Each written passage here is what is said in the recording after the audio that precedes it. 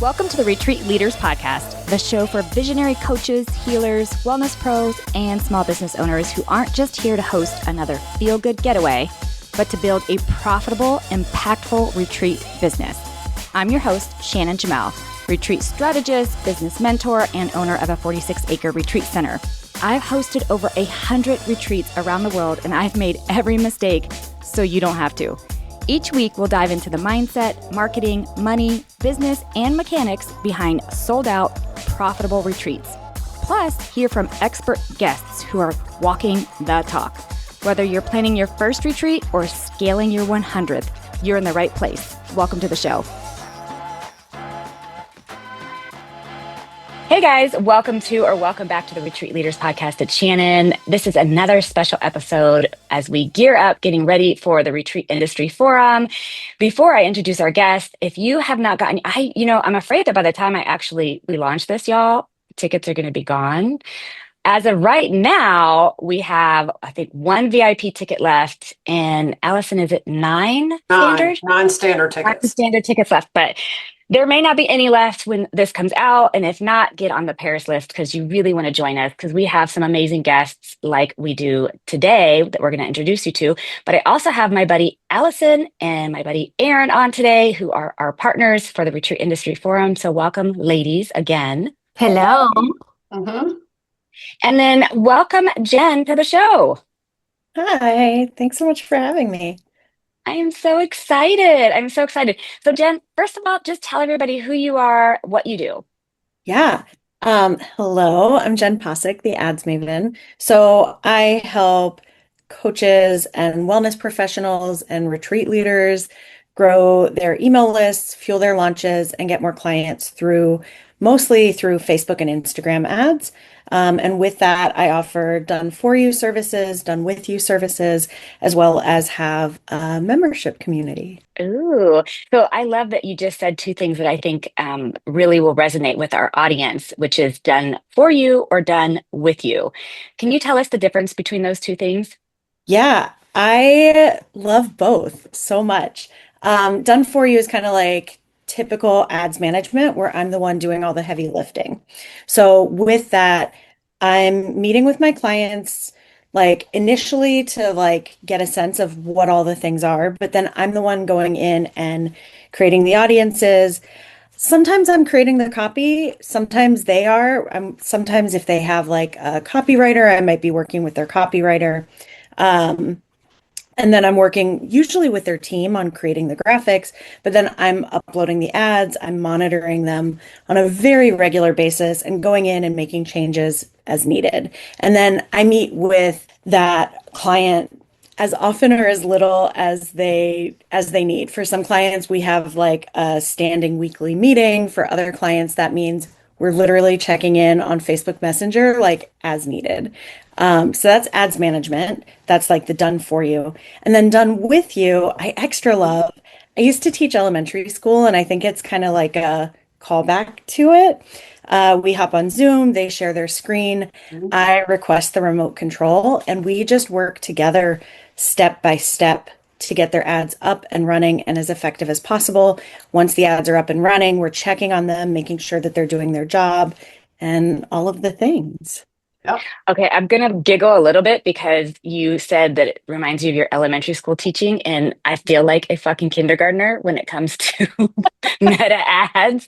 So I can see how relevant that is when you are working with folks like us that you feel like you're teaching elementary school kids. Oh, I can totally resonate with that because that's what Jen does with me right now. She's like holding my hand through this whole Facebook ad thing. And I'm like, what does that mean? And she's like, let me explain. And her like soft, like teacher voice. And it's great though. It's great. I can't tell you how many times I've lost count because it happens every single time that I'm on a call with her regarding my ads.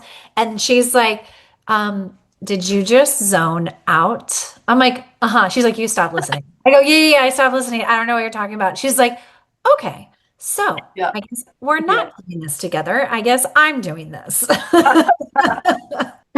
Yes. Okay. So Jen, will you give us just a small little like idea of what you're going to share at the forum? Yeah, so I'm going to give a couple of case studies around running ads to fill retreats.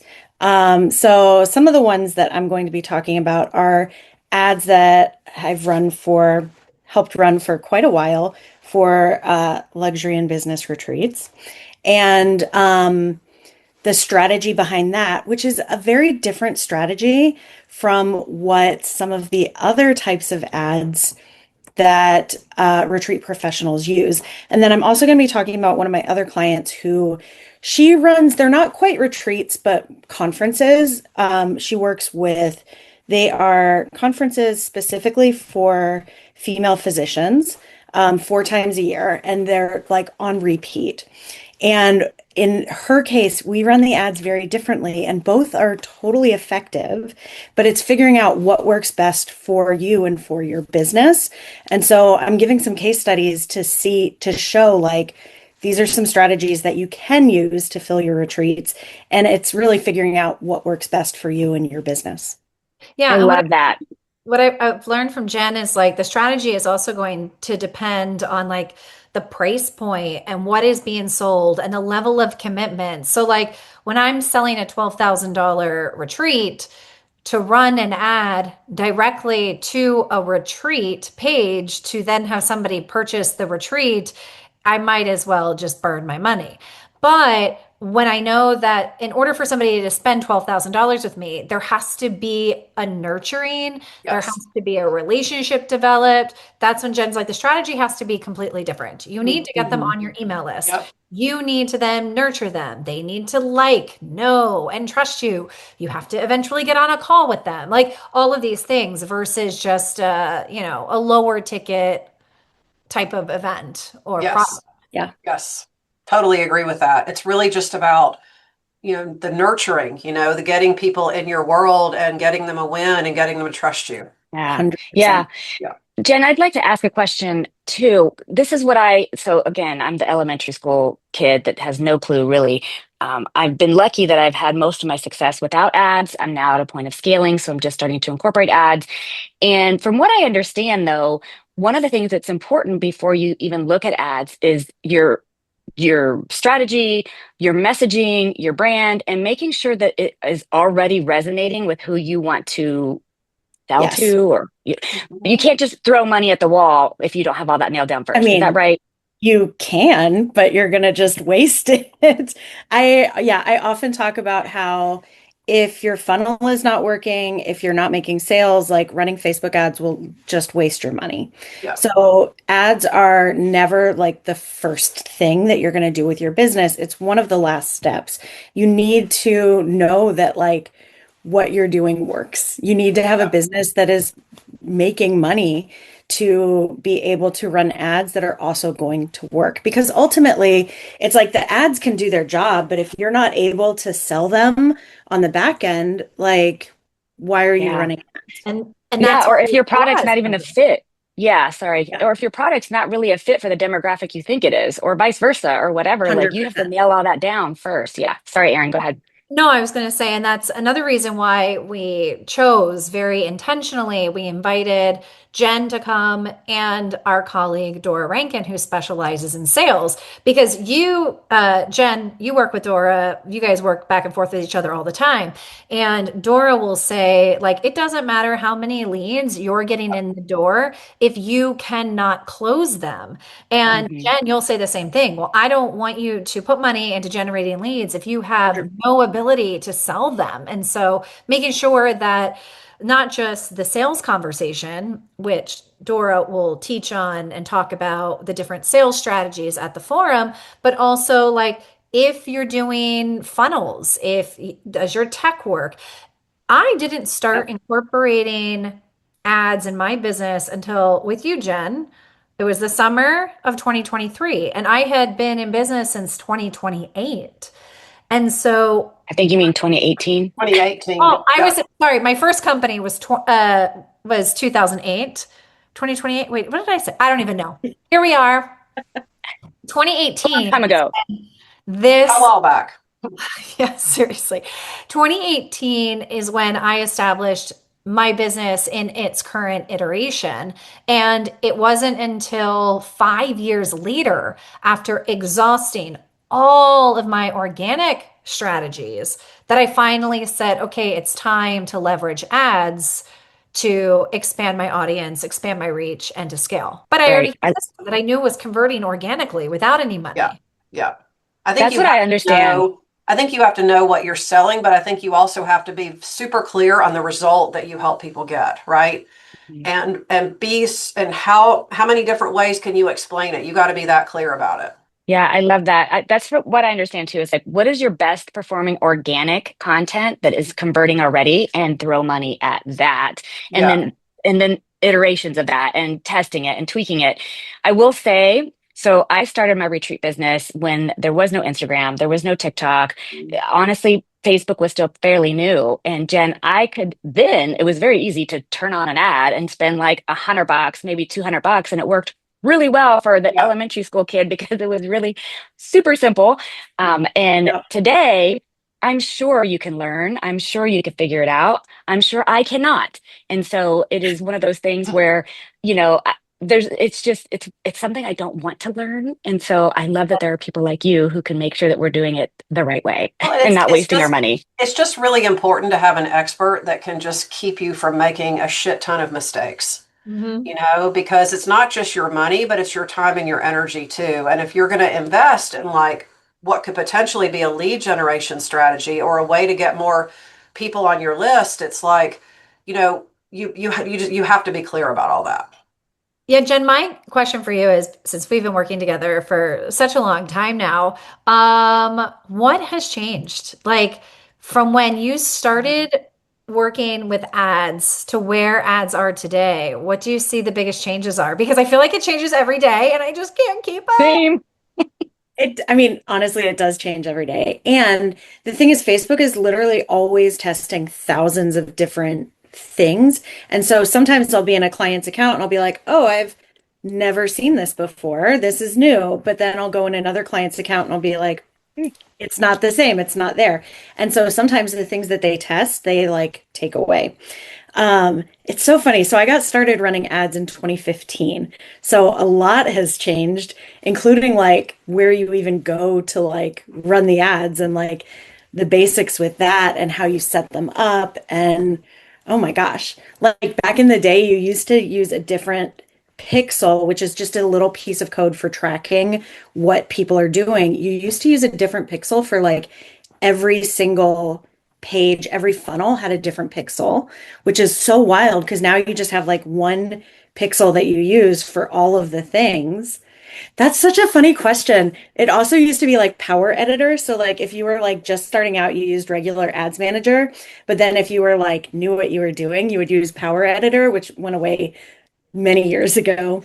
But like things that have actually like changed in like the grand scheme of things, the algorithm, it's kind of like a living thing because it's getting smarter every single day. And there are still some ways that I'm like, okay, I want to have more control over this. I don't want to give all the control to the algorithm. However, many of the ways that we run ads now are different from even just a few years ago because the algorithm knows more about how it's delivering the ads. So like one of the things that's been newer but still in the last few years is using dynamic creative, which is now also being called flexible creative, where you're putting multiple graphics under one ad, multiple text under one ad, and letting the algorithm decide who it's going to show which thing to. Whereas, like back in the day, you would have to do like graphic one, you'd pair with text one, graphic one pair with text two, graphic two with text one, and you'd have to test everything individually.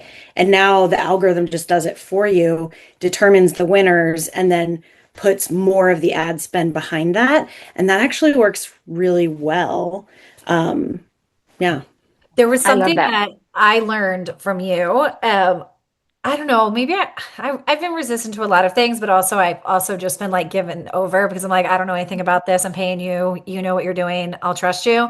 But there was something that you finally said to me once, give Meta what Meta wants. If Facebook is testing out this new thing, use it because they want you to use it. And so if you're using this new tool, so many of us are like, oh my God, I hate the new tool, or oh my God, I hate this. And, we're like kicking our feet about it. And you're like, no, actually, this is your opportunity to use it. Give Facebook and Meta what it wants, because then that means that what you're doing is going to be more successful. You I said feel that. like they reward you. I feel like Meta Yeah. actually rewards you when you do that, when you kind of Yeah. listen to them or use their extra tool or their new thing. At least from what I understand is it's like, okay, you're taking our advice or testing our thing or you're doing it. So they kind of the algorithm almost favors you a little bit.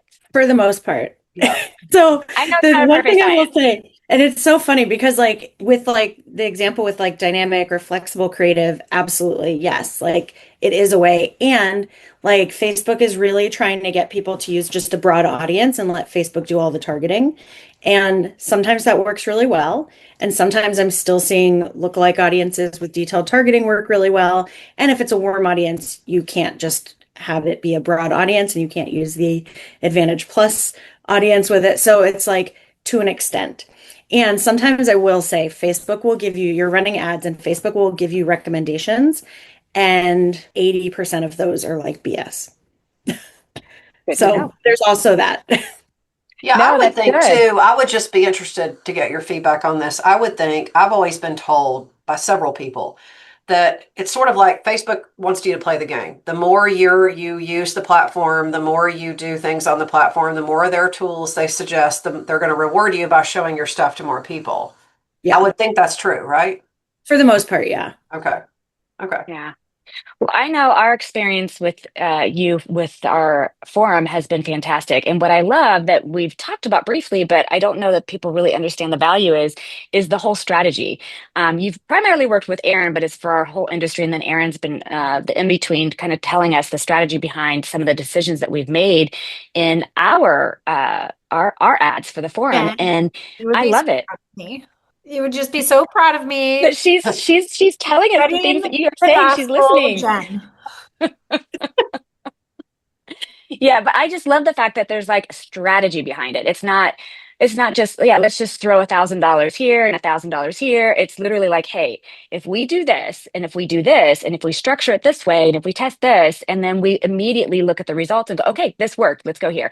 My point is like you could have told me we're just here's my bank account, keep going. And I'd be like, okay. And so I love that there's like a strategy to all of this and that you're communicating that with your clients. Well, yay. And I mean, you have to have a strategy that like that works. And the other part of it is it's like it's all testing and it's like figuring out like, okay, is this working? And looking at all the different pieces of it to figure out where could it work better.